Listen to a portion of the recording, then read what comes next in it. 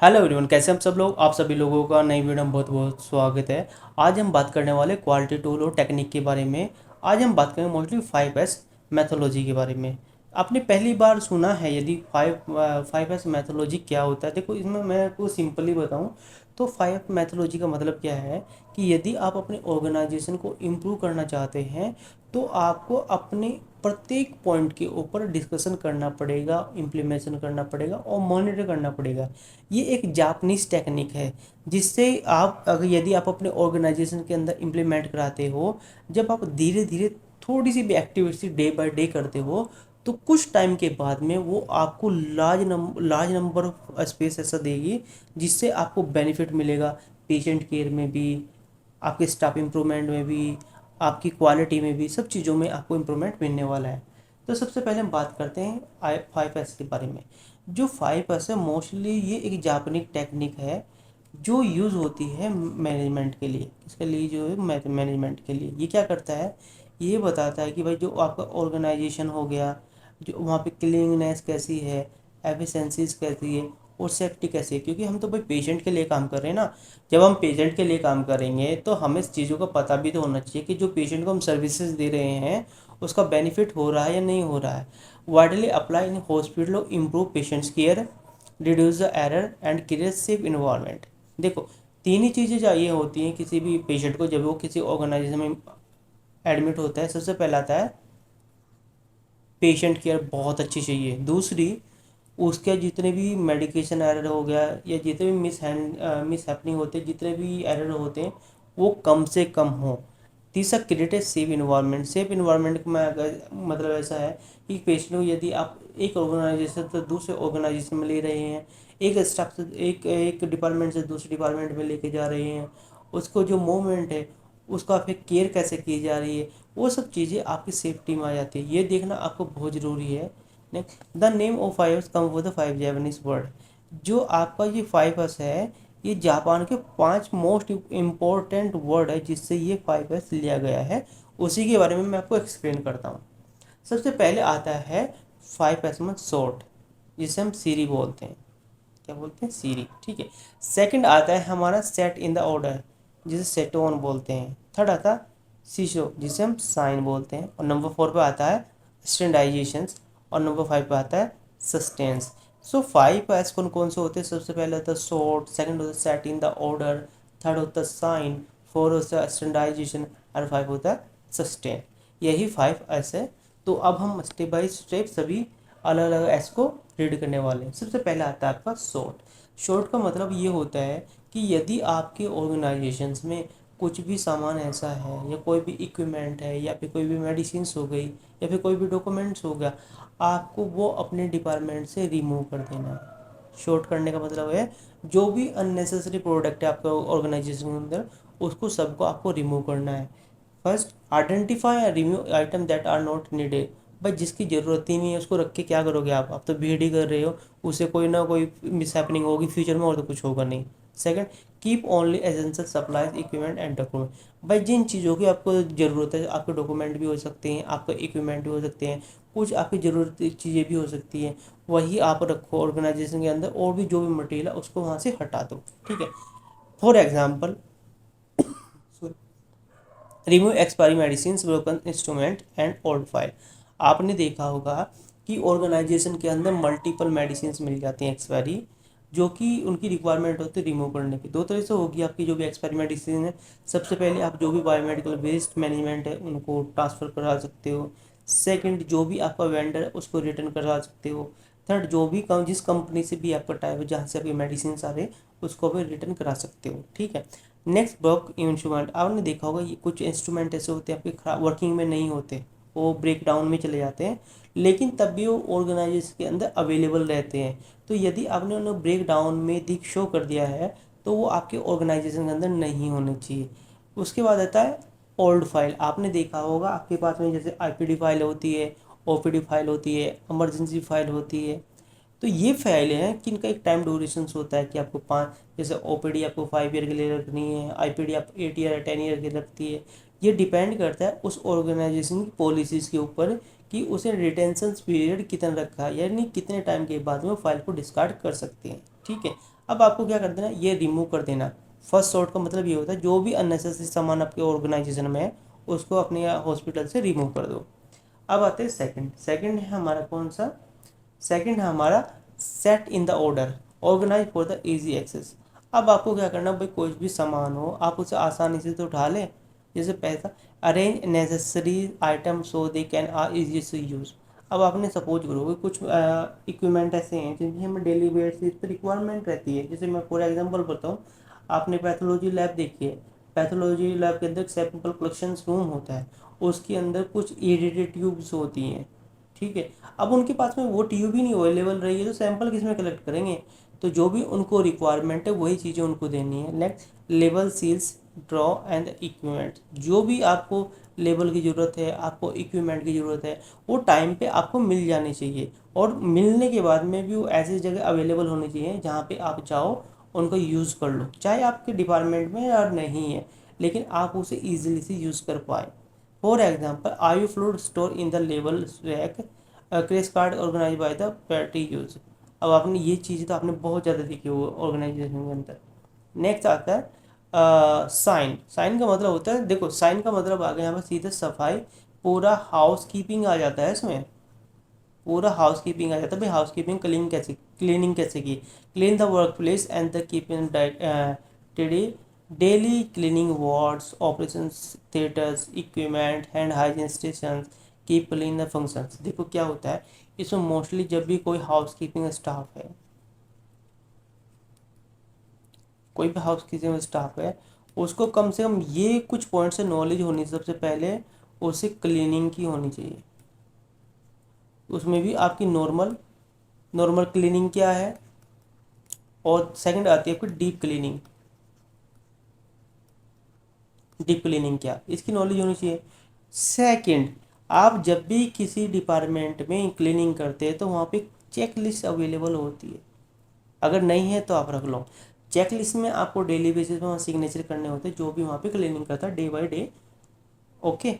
Next आता है, आपके पास में एक मैनुअल पॉलिसी या एसओपी होनी चाहिए इसके लिए, सिर्फ क्लीनिंग के लिए। उसके बाद आपको एमएसडीएस जिसे बोलते हैं मटेरियल सेफ्टी डेटा शीट, ये भी अवेलेबल होनी चाहिए, डिस्प्ले भी होनी चाहिए।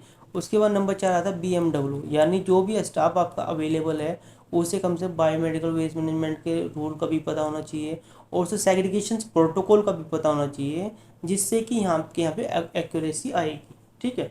नेक्स्ट आता है स्टैंडर्डाइजेशन। अब देख लो भाई, आपने देखा स्टैंडर्डाइजेशन का मतलब, भाई आपके पास में मैनुअल हो सकता है, एसओपी हो सकता है, पॉलिसीज़ हो सकती है, चैप्टर्स हो सकते हैं, चेकलिस्ट हो सकती है। ये चीज़ों में से कोई ना कोई पॉइंट्स आपके पास में अवेलेबल होना चाहिए। यदि आपके पास में अवेलेबल है तो आप उसे अच्छे से वर्क कर पाएंगे। फॉर एग्जांपल, आपने देखा होगा यदि आपके वेस्ट मैनेजमेंट की एसओपी ही नहीं है तो आपको तो यही नहीं पता कि भाई मुझे वेस्ट मैनेजमेंट सेग्रीगेट कैसे करना है। आपको पता है, चलो मैं मान लेता हूँ आपको पता है, लेकिन आपके स्टाफ को तो नहीं पता। आपके स्टाफ को कैसे पता चलेगा, या तो आप डायरेक्टली बताओ कि भाई आपको कैसे करना है, या फिर आपको उन्हें डेमोस्ट्रेशन बिहार पे भी बताना पड़ेगा कि बायोमेडिकल वेस्ट सेग्रीगेशन कैसे होता है पर डिपार्टमेंट के अंदर। Next, standardisation colour code of the biomedical waste.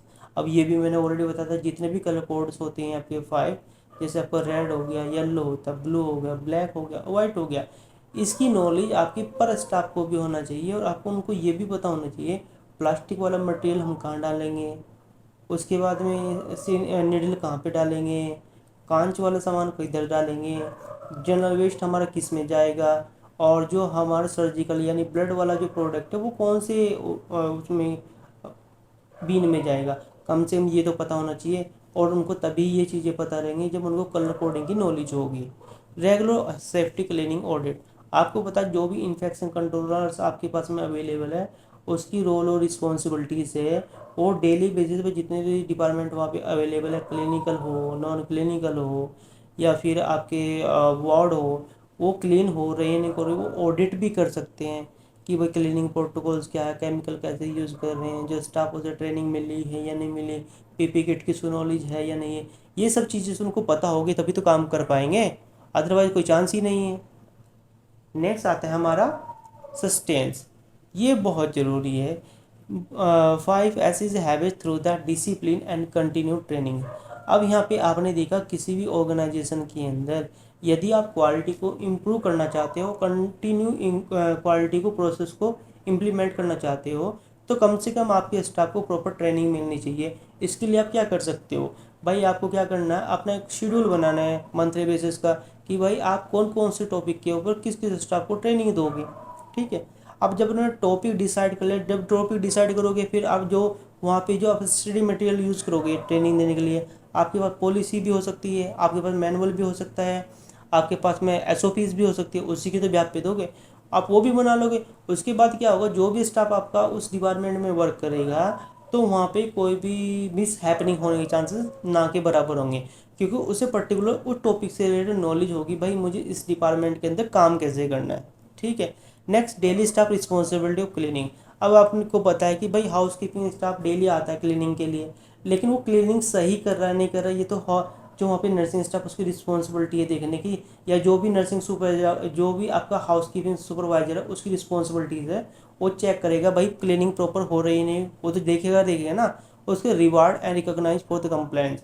अब आपको लगता है कि भाई कोई स्टाफ आपको बहुत अच्छा काम कर रहा है, ठीक है, उसकी परफॉर्मेंस बहुत अच्छी है, तो आप उसे रिकग्नाइज भी कर सकते हैं, उसे रिवार्ड भी दे सकते हैं कि भाई आपने बहुत अच्छा काम हुआ। इससे क्या होगा, जो और भी स्टाफ है वो भी अप्रिशिएट होगा, वो भी 100% क्वालिटी के साथ काम करेगा, एक्यूरेसी के साथ करेगा, वो भी चाहेगा कि भाई मुझे भी अप्रिशिएट किया जाए नेक्स्ट मंथ में आके। तो ये सब चीज़ें थी आपकी 5 में। उसके बाद में बेनिफिट क्या होगा, देखो मेन रहता है बेनिफिट पे। जब भी आप किसी काम को करते हो, तो आपको ये भी पता होना चाहिए कि भाई अगर मैं ये टूल इम्प्लीमेंट करवाऊँगा क्वालिटी को इम्प्रूव करने के लिए, तो मुझे बेनिफिट क्या होने वाला है, मेरे ऑर्गेनाइजेशन को बेनिफिट होने वाला क्या है, और स्टाफ जो आपके पेशेंट को क्या बेनिफिट होने वाला है।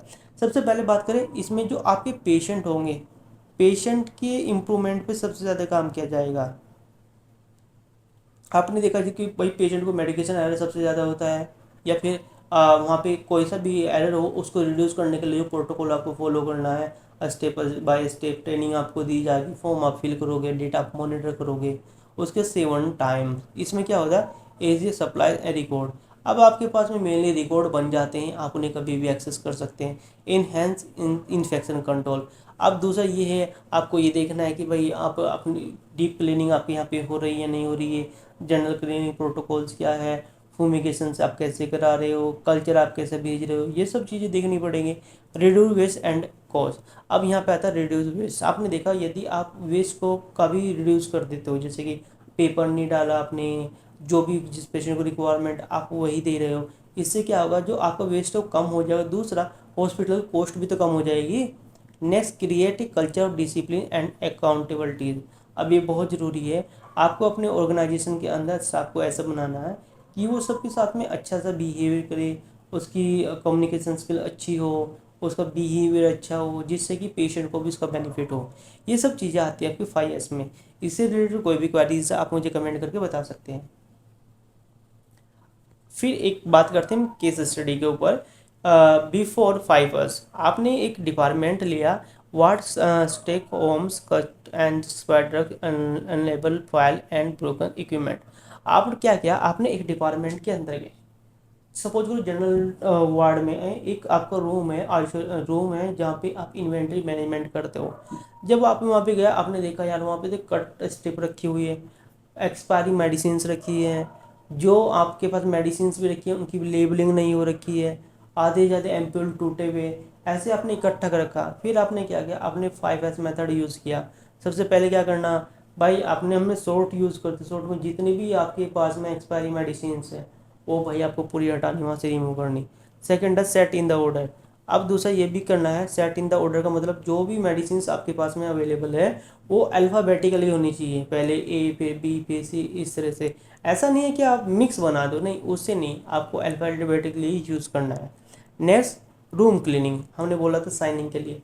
जो भी जिस रूम में भी पेशेंट रहता है, आपका जनरल वार्ड में रहता है, आईसीयू में रहता है, डिलक्स में रहता है, उसकी क्लीनिंग प्रॉपर होनी चाहिए। फिर उसके बाद आता है आपका स्टैंडर्डाइजेशन। अब दूसरा storage system standardise across the world. जो भी डिपार्टमेंट आपके अवेलेबल है उनके पास क्या प्रॉपर आपकी एसओपी या पॉलिसीज होनी चाहिए। Monthly monitoring ensure compliance assistance. अब आपको क्या करना है, जो भी कंप्लायंस है मंथली बेसिस पे उनको आइडेंटिफाई करना, उनको क्लोज कराने के बाद में एक रिपोर्ट बनानी। रिपोर्ट आपको अपने मेडिकल सुपरिटेंडेंट को सबमिट कर देनी है कि सर हमारे डिपार्टमेंट में ये प्रॉब्लम चल रही थी, हमने ये ट्रेनिंग दी, अब इम्प्रूवमेंट ये है। भाई जब रिपोर्ट देखोगे तभी तो इम्प्रूवमेंट का पता चलेगा, हाथों से या ऐसे सुनने से नहीं चलता। तो आपको बेसिक चीज़ें बतानी पड़ेगी। आज के लिए इतना ही, धन्यवाद। मिलते हैं आपको नेक्स्ट वीडियो में।